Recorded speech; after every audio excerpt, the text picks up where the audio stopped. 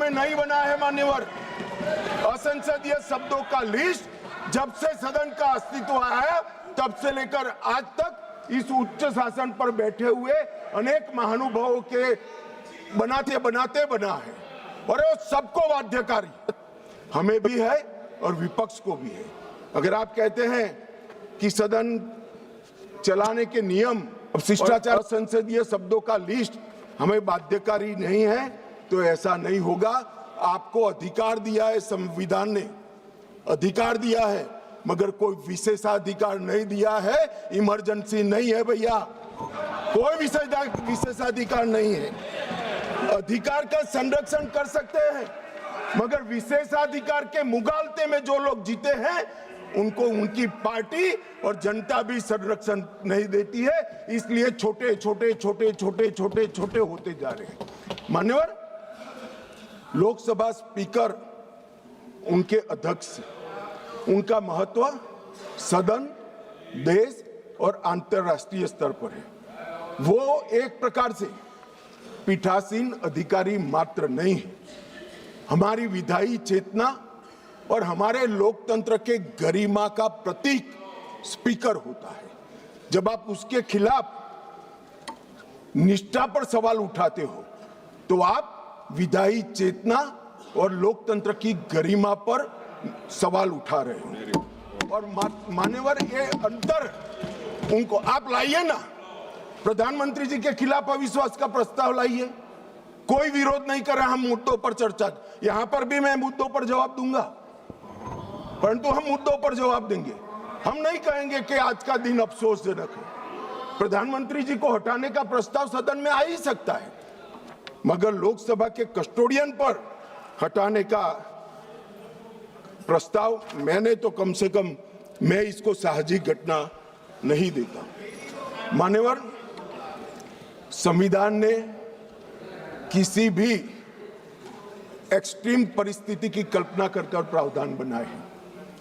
ये कोट कर रहे हैं 94C के अंदर इफेक्टिव मेजॉरिटी से स्पीकर साहब को हटाया जा सकता है, मगर ऐसे तो युद्ध के समय में कई सारे अधिकार सरकार को प्राप्त होते हैं, आज उसका उपयोग नहीं कर सकते। ये असाधारण परिस्थितियों में स्पीकर को हटाने के लिए, लोकसभा हटाने के लिए किया गया प्रावधान है।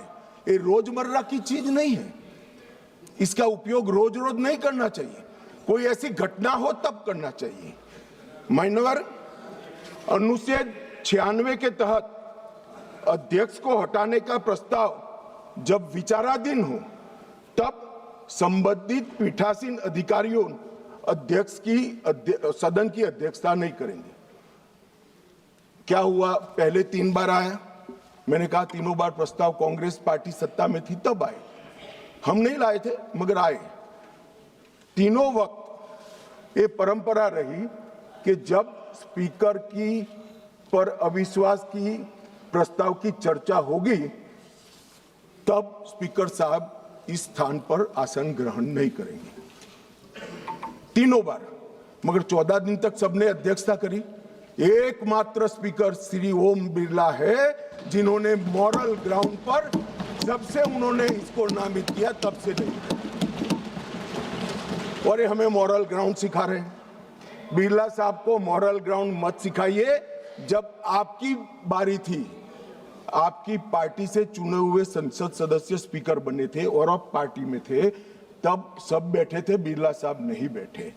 मान्यवर, उनको मत देने का अधिकार नहीं है, तो वो तो बैठे ही नहीं है, तो मत कहां से देंगे। चर्चा में भाग लेने का अधिकार है, मगर वो बैठेंगे ही नहीं तो चर्चा में कहां। अब इससे उच्च मॉरल ग्राउंड कोई हो नहीं सकता। मान्यवर, इसकी प्रशंसा करने की जगह इसकी निंदा करें। मान्यवर, 94C के तहत अध्यक्ष को केवल असाधारण और गंभीर परिस्थितियों में हटाया जा सकता है, और वहां पर रूटीन प्रोसीजर नहीं रखी। 3 प्रकार की मेजॉरिटी होती है, सिंपल मेजॉरिटी, इफेक्टिव मेजॉरिटी और स्पेशल मेजॉरिटी जो 2/3 का है। सभी पद के लिए हमारे संविधान ने अलग अलग प्रावधान किए हैं। प्रधानमंत्री जी को हटाना है तो सादा बहुमत चाहिए, मगर स्पीकर को हटाना है तो इफेक्टिव मेजॉरिटी चाहिए। ये एक प्रकार से ये स्पीकर संविधान में लिखा है भाई, पढ़ लीजिए मान्यवर। ये एक प्रकार से संरक्षण दिया गया, जैसे न्यायपालिका के। आप बैठ जाइए दादा, बैठ जाइए मान्यवर। ये पद की गरिमा और निष्पक्षता बनाए रखने के लिए एक कार्यकाल तक की इनको एक प्रकार से सुरक्षा देने का काम हुआ है। मान्यवर, मैं अविश्वास प्रस्ताव के जो रखा गया है उस पर भी बात करना चाहता हूं।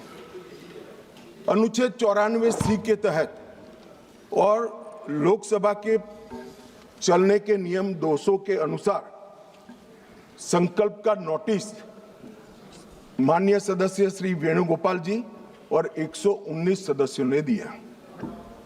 अब शायद वो आधे अधूरे मन से ही लाए होंगे प्रस्ताव। पूरे देश को, दुनिया को मालूम है कि यीशु का 2026वां वर्ष चल रहा है।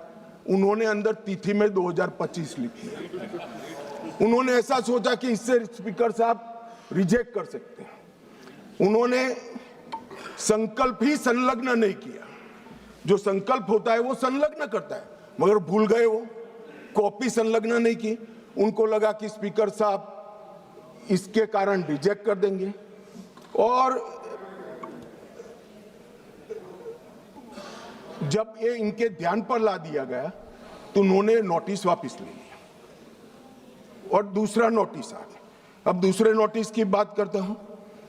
दूसरे नोटिस में एकमात्र सी गौरव गोगोई के एक्चुअल हस्ताक्षर से बाकी सारे जेरोक्स थे। ये नियमों अनुसार रिजेक्ट होने का मामला है और फोटोकॉपी नहीं चलती है। सदन के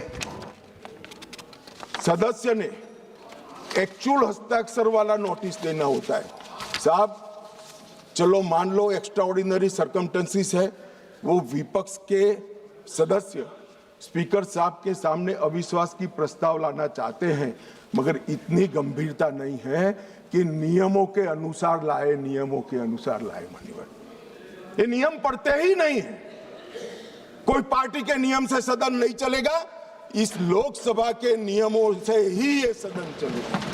मान्यवर, फिर भी स्पीकर साहब की ऑफिस ने उनको मौका दिया कि भाई इतने गलतियां हैं, आप सुधार लो। फिर अब उनको शर्म आई कि अब तो सुधारना ही पड़ेगा, ये तो रिजेक्ट करेंगे ही नहीं, तो फिर सुधार कर उसको दायर कर दिया। और मान्यवर, हाई मॉरल ग्राउंड की बात करते हैं और सदन में गंभीरता की बात करते हैं। ये दोनों चीजें इससे ही प्रकाशित होती हैं। हाई मॉरल ग्राउंड ये है कि दो बार नियम अनुसार अविश्वास का प्रस्ताव न होने के बावजूद श्रीमान बिरला जी ने, हमारे अध्यक्ष जी ने उनको मौका देकर नोटिस सुधारने के लिए मौका दिया। और गंभीरता की बात है, 4 दशक के बाद जिस नियम का उपयोग करके प्रस्ताव आया, वो प्रस्ताव नियम अनुसार ही नहीं है। ये नियम को मानते ही नहीं है मान्यवर, और फिर कहते हैं कि हमें बोलने नहीं देते। मान्यवर, कुछ सदस्यों ने कहा कि माइक के कारण आया है, माइक बंद हो रहा है।